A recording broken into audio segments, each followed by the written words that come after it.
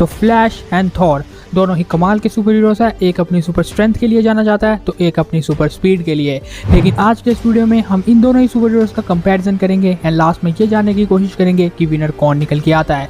हम इस पूरे कंपैरिजन को मूवीज बेस्ड रखेंगे, यानी MCU वर्सेस DCU। तो अब बिना किसी देरी के इस वीडियो को स्टार्ट करते हैं।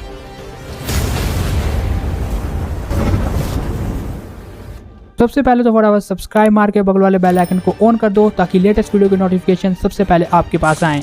तो सबसे पहले बात करते हैं फ्लैश की। द फास्टेस्ट मैन अलाइव यानी फ्लैश को उसकी पावर मिलती है लाइटनिंग बोल्ट से, जिसके बाद उसके पास आ जाता है स्पीड फोर्स का एक्सिस।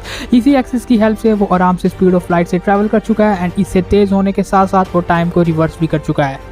और वैसे भी फ्लैश ये काम मल्टीपल टाइम कर सकता है, जिसकी वजह से किसी को भी डिस्ट्रॉय कर सकता है अपने पंचेस के साथ, क्योंकि अगर स्पीड बढ़ रही है तो स्ट्रेंथ एंड पंचेस में तो इम्पैक्ट आएगा ही आएगा। एंड इसी वजह से इसने बहुत से क्रिप्टोनियंस का सफाया किया था सिर्फ अपने 1 या 2 पंचेस से। एंड इसके अतिरिक्त फ्लैश के पास है speed force absorption, negative and empathy, air and temperature manipulation, energy transformation, intangibility and invisibility, voice molecular vibration use कर सकता है अपनी हाई वेलोसिटी के साथ। इसके बाद फ्लैश का सबसे खतरनाक मूव जो कि है इनफाइनाइट मास पंच। इनफाइनाइट मास पंच, इस मूव के दौरान फ्लैश अपने पंचेस को 10 ऑक्टेलियन मैग्नेट्रॉन्स की स्पीड से मूव करवा सकता है, जिसकी वजह से ये इनफाइनाइट ऐसे पावरफुल पंचेस को प्रोड्यूस करता है जो सामने वाले की बैंड बजा के रख दे। हालांकि मूवी में हमने ये नहीं देखा है, लेकिन जैक स्नाइडर ने ये बात खुद कंफर्म कर दिया है कि फ्लैश के पास मूवीज में भी या DCU में भी ये पंचेस है। बस दिक्कत ये है कि अगर फ्लैश ने इन पंचेस का यूज किया तो बहुत ज्यादा डिस्ट्रक्शन होता है, इसलिए फ्लैश इन पंचेस का यूज करता हुआ आपको अभी तक नहीं दिखा है। लेकिन अगर इसके अपोनेंट थॉर की बात की जाए तो वो खुद गॉड ऑफ थंडर है, यानी कि वो लाइटनिंग को मैनिपुलेट कर देता है, स्टॉर्म मैनिपुलेशन उसे आती है। एंड सबसे इंपॉर्टेंट बात, उसके पास स्टॉर्म ब्रेकर है। स्टॉर्म ब्रेकर की हेल्प से वो किसी को भी काट सकता है। इवन उसने 6 इन्फिनिटी स्टोन के रेडिएशन को डिफेंड करके थैनोस की छाती में स्टॉर्म ब्रेकर को गाड़ा भी है। स्टॉर्म ब्रेकर का सबसे बड़ा प्लस पॉइंट कि वो बायफोस्ट खोल सकता है, जिससे थॉर इजीली एक प्लैनेट से दूसरे प्लैनेट में टेलीपोर्ट हो सकता है। एंड अगर ये बायफोस्ट एक प्लैनेट में ज्यादा देर तक खुला रहा तो प्लैनेटरी बूम, यानी कि थॉर की ये सब पावर्स उसे the real God of thunder बनाती है। लेकिन क्या फ्लैश एंड थॉर की ये पावर्स काफी हैं एक दूसरे को बीट करने के लिए? चलो जानते हैं। तो हम इन्हें डिफरेंट पॉइंट्स में कंपेयर करेंगे एंड ऐसा नहीं होगा कि जिसके पास ज्यादा पॉइंट्स हो वो इस बैटल को जीतेगा। लास्ट में हम ये डिस्कस करेंगे कि क्या इन दोनों के ये अटैक्स एक दूसरे के ऊपर असर भी करने वाले हैं या नहीं, क्योंकि उसी से हमें इस बैटल का विनर मिलेगा। तो सबसे पहले अगर हम स्ट्रेंथ की बात करें तो हैज वी ऑल नो कि फिजिकल स्ट्रेंथ में थॉर फ्लैश से काफी आगे है। हालांकि फ्लैश जब स्पीड में होता है या एक्सेलरेशन में होता है तो उसकी स्ट्रेंथ भी इंक्रीज हो जाती है, बट वो उतनी भी नहीं कि वो गॉड ऑफ थंडर के लेवल की पहुंच जाए। थॉर ने न्यूट्रॉन स्टार के इन नेडरवेस के रिंग्स को मोड़ दिया था, जिनका वेट प्लैनेटरी ऑब्जेक्ट के जितना माना जाता है। एंड इसके साथ साथ थॉर ने गार्डियंस की स्पेसशिप को अपोजिट डायरेक्शन में मूव करवाया है, वो स्पेसशिप जो स्पीड ऑफ लाइट से ट्रैवल करती है। हाँ, इस टाइम तो नहीं कर रही है, लेकिन तब ये बहुत बड़ा फीट है, इसलिए स्ट्रेंथ का सीधा पॉइंट थॉर के पास है।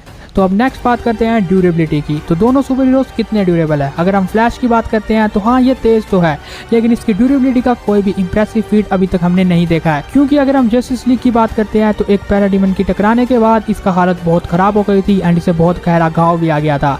एंड इसके अलावा द फ्लैश मूवी में भी जनरल जोन ने एक ही पंच में इसे हक्का बक्का कर दिया था।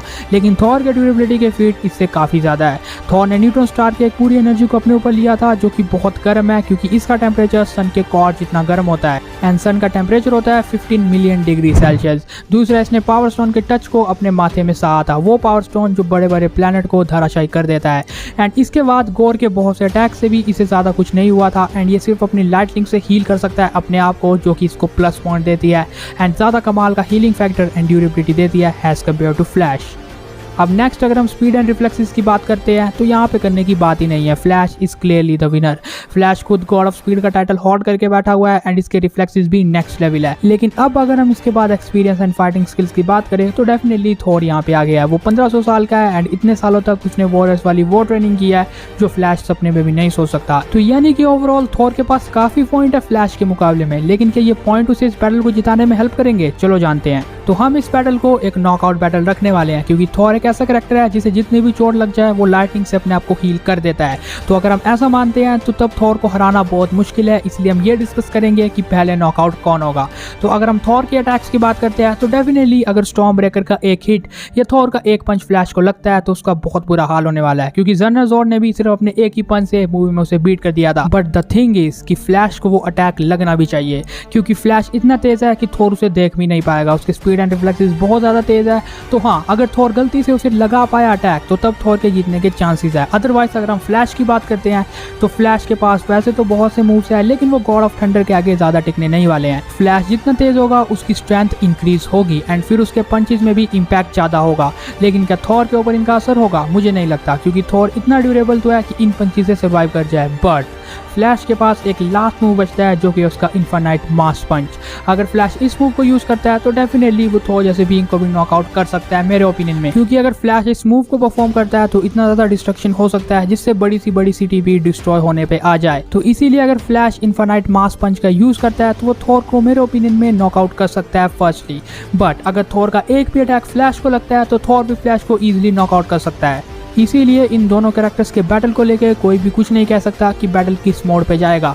मतलब अगर फ्लैश को थॉर देख ही नहीं पाया तो फिर वो कुछ नहीं कर सकता। एंड अगर लास्ट पे फ्लैश इन्फिनाइट मास पंच का यूज करता है तो कुछ टाइम तक वो थॉर को नॉकआउट कर सकता है। बट अगर फ्लैश थॉर या उसके स्टॉर्म ब्रेकर की रेंज में आता है देन ही विल फिनिश। लेकिन खैर, आपका क्या ओपिनियन है इस बैटल के ऊपर, हमें कमेंट में जरूर शेयर करके जाना। आपके अकॉर्डिंग क्या थॉर फ्लैश को देख पाएगा या फिर नहीं?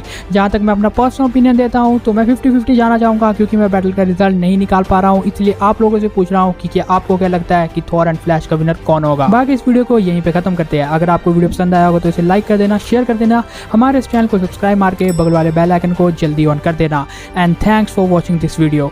बाय।